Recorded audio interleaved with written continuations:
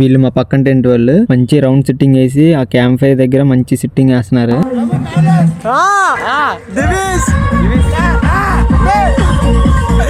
ఇంత డిచ్ అయ్యి 4 ఆ టైంకి లేచి వ్యూ పాయింట్ చూడటానికి వెళ్ళాలంటే మాకన్నా ముందు వీళ్ళే లేచారు. ఇది మా ఆపోజిట్ రిసార్ట్. ఇది చాలా బాగుంది.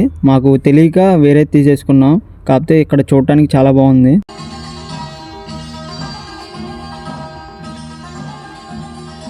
ఇప్పుడు కనిపించేదే మాది. మేము అక్కడ బుక్ చేసుకున్నాం. ఇంకా అలా తిరిగేసరికి అరౌండ్ 3 అయితే అయిపోయింది. మేము 4 లోపల ఫ్రెష్ అయ్యి పైకి అయితే వెళ్ళాలి వ్యూ పాయింట్ చూడటానికి.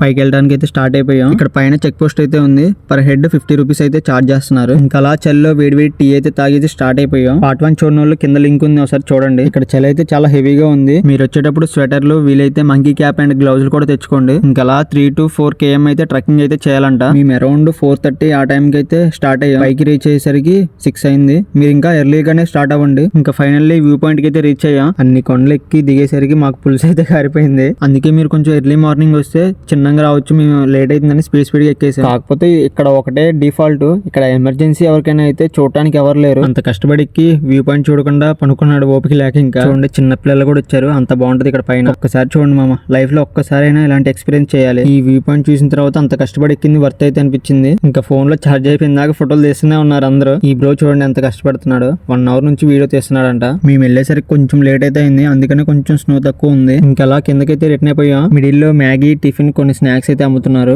పొద్దునే మ్యాగీ ఎందుకని చెప్పేసి టిఫిన్ తినేసా. నెక్స్ట్ వీడియోలో Katiki water falls, coffee plantation, Borra caves అయితే చూద్దాం.